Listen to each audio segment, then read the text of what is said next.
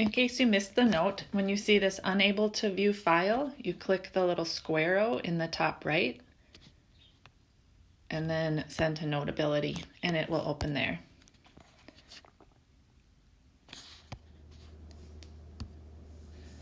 This will be a read aloud of this first page. This first page is really important to keep to study. It kind of brings together everything from last week. So the guiding question, how many atoms are needed to make stable ionic compounds? And the goal, I can describe how electrons transfer to form stable ionic compounds. Keep this to study. This is a review of the important info from week 6. So go back to review 6.2 and or 6.3 if needed. So this first page we're going to read is what you might want to keep. So in the bullet points there, some important vocabulary and summary of last week. Ion, pronounced ion, an atom with a charge. Try saying that a few times. Ion, ion. It's an atom with a charge. Ionic bond forms when electrons transfer from a metal atom to a nonmetal atom. This transfer creates ions with opposite charges, plus and minus. The metal and nonmetal ions bond because opposite charges attract. When writing formulas or names for ionic compounds, always write the metal cation first, and we're going to show that in pink, and the nonmetal anion second. So cation is positive, anion is negative. We always go in that order. The next bullet point here. The ending of the nonmetal changes to "ide" in the name. For example, you may remember from the 6.2 video that table salt has the formula NaCl, and it is called sodium chloride. Cl on the table says chlorine, but we call it chloride when it becomes an ion. Final note, we will continue to use subscripts, small lower numbers, to tell us how many of each atom are needed to make stable compounds. No subscript means one atom. Example, NaCl with no subscripts means one Na and one Cl. That's the same as we learned in the covalent bond unit in weeks 2 to 4 of this quarter. Now in the pink box here, we're going to think more about the metal atoms. Metal atoms want to lose electrons. And you see that little e with a tiny minus sign reminds us that electrons are negative. When they lose electrons, they become cations, positive ions.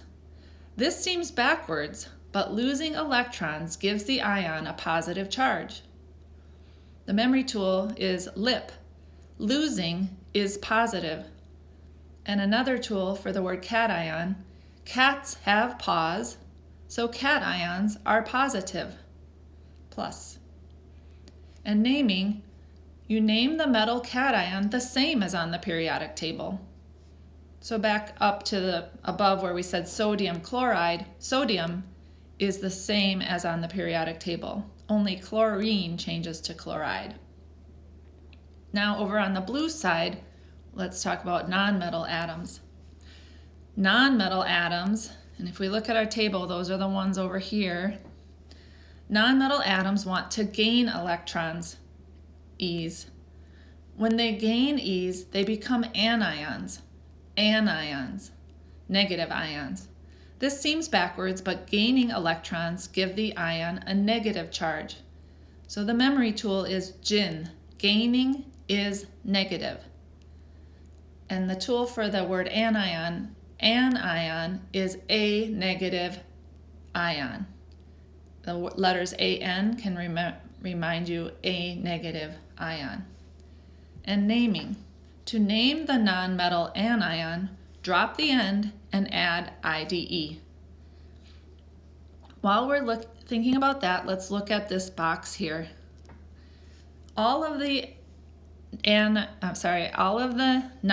atoms are listed here with their anion name. So I'm going to say them starting with the atom name and then the anion name. Nitrogen becomes nitride. Nitride. You say it. Nitride. Oxygen becomes oxide. Oxide. Fluorine becomes fluoride. Fluoride. Phosphorus becomes phosphide. Phosphide. Sulfur becomes sulfide. Sulfide. Chlorine becomes chloride. Chloride. Bromine becomes bromide. Bromide. Iodine becomes iodide. Iodide. There are flashcards for you to use. You don't have to memorize these, but we want you to be very familiar with them. And so that you know when you see the "ide" ending, it's the anion form. Continuing in this white area here, over here it says, this table shows the charge pattern of the ions. All atoms in the same group will get the same charge. So that's these numbers up here. All the atoms in group 1, they all have one valence electron that they lose. Losing is positive, so they all get the charge of +1, or sometimes we write it 1 plus. The group 2 all have 2 valence electrons, and so they lose 2. Losing is positive. They become 2 plus. Over here, all of these have 3 plus. Then it says share under that box, and then we start with the atoms that gain.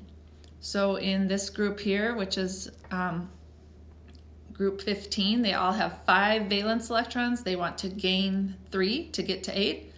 Gaining is negative, -3.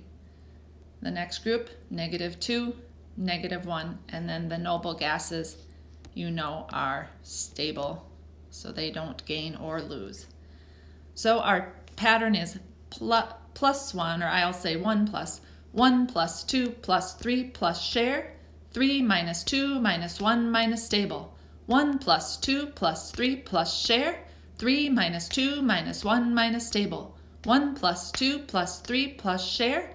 3 minus 2 minus 1 minus stable. All right, if you want to try the worksheet on your own, you can. Otherwise, there's another video that you can use, and I'll model the first example for you.